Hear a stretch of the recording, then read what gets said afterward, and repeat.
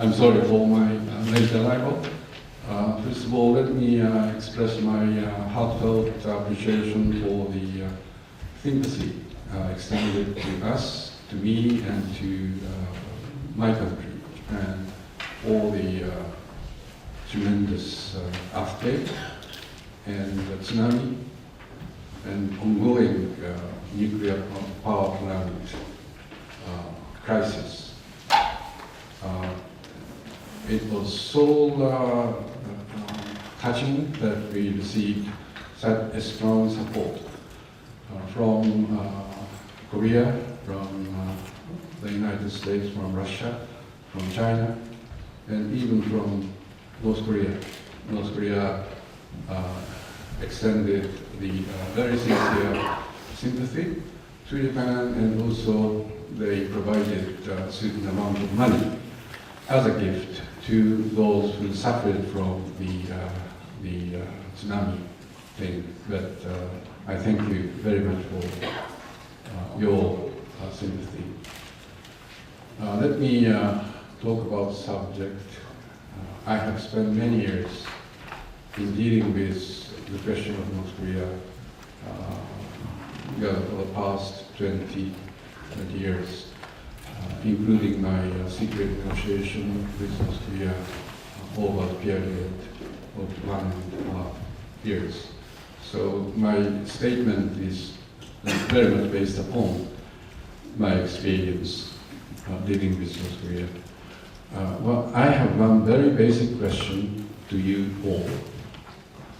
Are we interested in the management of the issue of North Korean nuclear development, or are we interested in the resolution of the question of North Korean nuclear development? And for the past, I don't know, 20 years, I think North Korean nuclear development was revealed end of 1989. So I think more than 20 years have passed. And I think, as Ambassador Chris Hill just stated, we are more or less agreeing to a prospect that North Korea will not develop their nuclear weapon. Therefore, let us manage the situation so that North Korea will not produce more nuclear warheads, so that North Korea will not transfer their nuclear technology to the third country or to terrorists. But my conclusion out of my experience with North Korea is that there is indeed a possibility that we can resolve this question of North Korean nuclear weapon if we are prepared for a very precise scenario.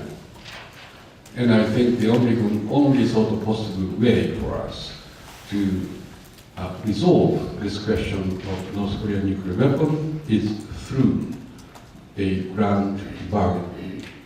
I have been saying this for some time because when I talked with North Korea in 2001, I sat with North Korean sort of power center.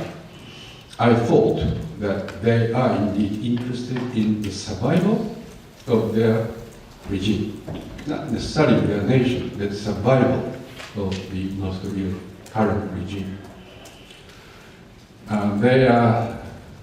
I sensed that they have a very strong feeling of vulnerability. They feel that they may be destroyed. I mean, I'm not talking about the nation, but their regime. They feel they are threatened externally and also domestically as well. Therefore, only when we propose something which can be sure enough for their survival, and only when they consider that this is sufficient for their survival, they will give up their nuclear weapon. Externally, they feel threatened by South Korea, by Japan, and amongst all, by the United States. Domestically, they feel that they are threatened by the shortage of resources. Their economy is in a terrible shape. Therefore, at any moment, they feel the regime may be toppled by the sort of dissatisfying element in the North Korea. So this is the question we need to deal with. Therefore, the comprehensive resolution will have to include all those elements, and as Ambassador Hill talked about, and there is a comprehensive element in the September 2005 agreement. It must include verifiable denuclearization, it must include peace regime, it must include normalization of the relationships between DPRK and the United States and DPRK and Japan as well. It must include a comprehensive set of economic and energy assistance to North Korea. So I think there shouldn't be any new element. Indeed, those four elements are the element for comprehensive negotiation. But the whole question is, we need to set the stage for North Korea to move ahead for agreeing upon the precise elements of those four components of the comprehensive negotiation, comprehensive settlement. The environment we would have to prepare for is that in case North Korea continues to do military provocation, we shall hit back. That is the kind of environment we would have to create. There were two military provocations on the part of North Korea to South Korea. This the Cheonan incident and also Myeongbyong-do artillery shelling on the part of North Korea. The South Korea was cautious enough. South Korea was civilized enough for deciding not to hit back. But we must be prepared for the next military provocation. I am not saying that we should be ready for hitting back, but at least we should be ready for coping with such military provocation on the part of North Korea if they were to go ahead with next round of military provocations. We need to set up the right contingency plans, both militarily and in non-military ways, to demonstrate that we are prepared for coping with next military provocation. I think this sort of preparedness is going to be the right deterrence against North Korea possible military provocation. So this is point number one. We must prepare for military contingency planning, both military and non-military. The question of refugees, question of sabotage, and all sorts of things. The more we our sort of contingency planning sounds credible, North Korea will hesitate to resort to the military provocation. That's point number one. Point number two,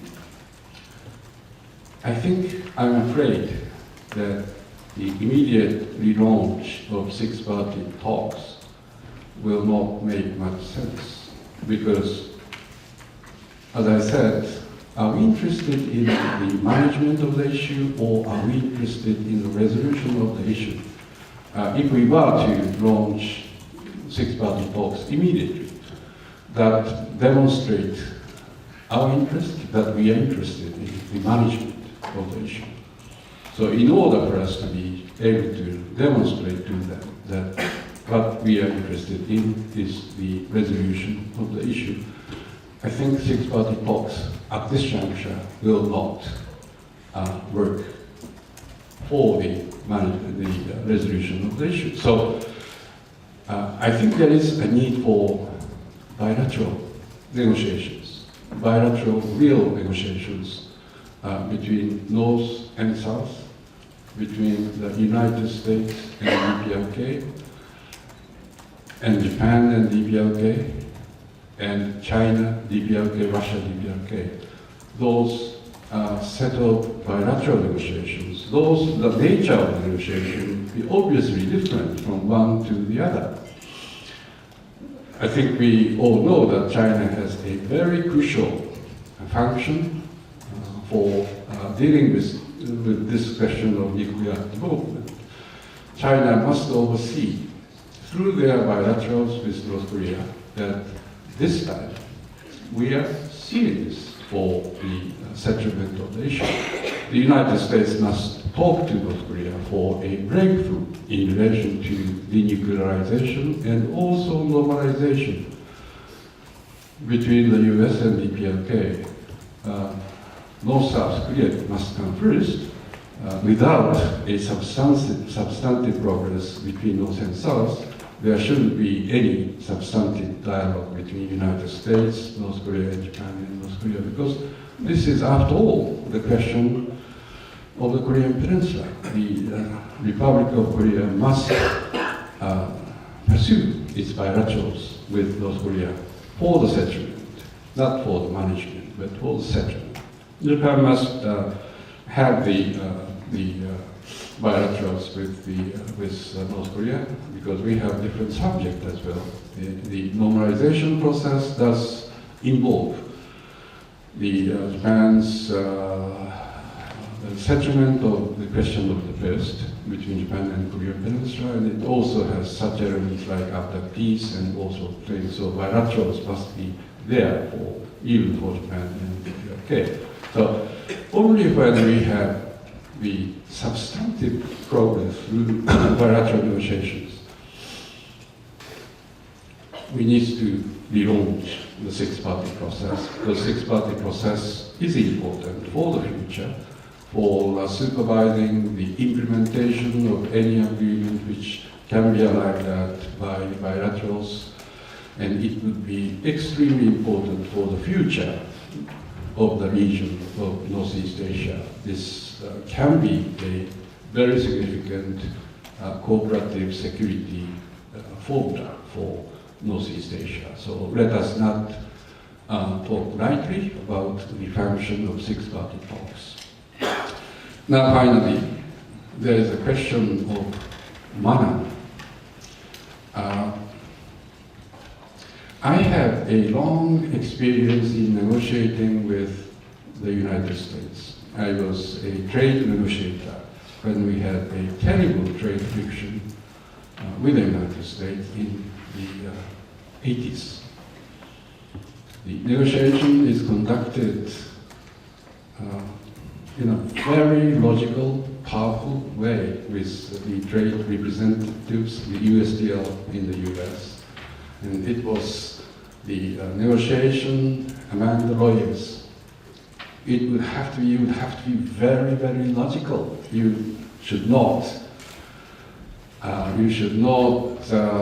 let your negotiating partner find your weakness. You would have to be very, very resilient. And I don't think the negotiation is concluded only through logical negotiation. There are a very strong power plays behind all this as well. But in the case of North Korea, you would have to count upon something like very Asian, very spiritual as well. The question of credibility, question of trust, question of honor, question of excuses, and all sorts of things. I have the strong feeling that only when we are determined to deal the issue at the highest possible level, we shall find the right resolution. I'm not saying that the President of the United States should negotiate with Kim Jong-il. What I am saying is, most probably, if you were to conduct bilaterals into the future, you would have to have the posture that indeed this negotiation is based upon the determination on the part of the head of the government. Therefore, you will have to sort of create a kind of devices that, I mean, simply put, it may be like the President's special envoy, the Prime Minister's special envoy, and all sorts of things.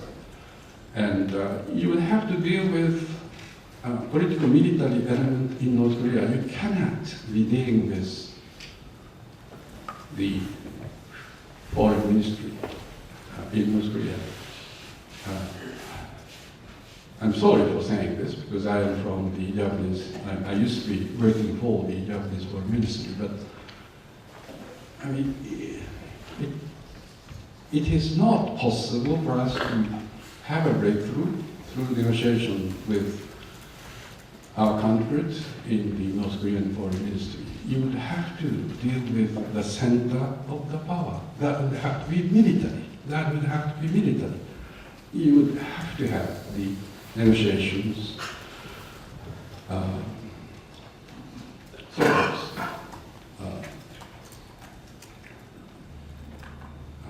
President, Prime Minister's special envoy dealing with North Korean special envoy, and he must come from the power center, which is military in North Korea.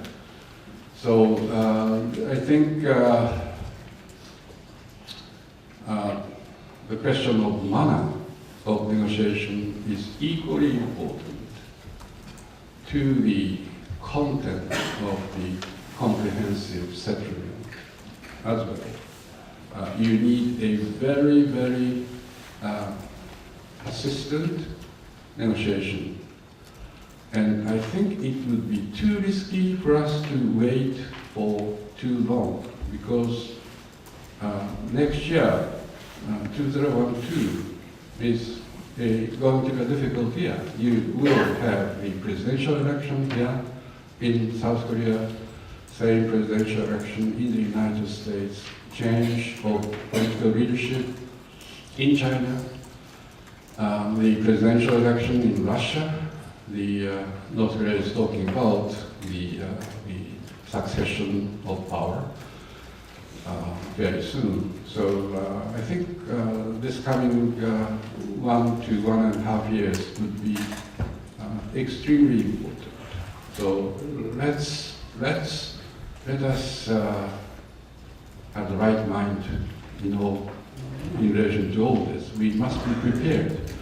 And this time we need to go for a comprehensive resolution with a very clear-minded in relation to the resolution of the issue, not necessarily management of the issue. I stop here. Thank you very much.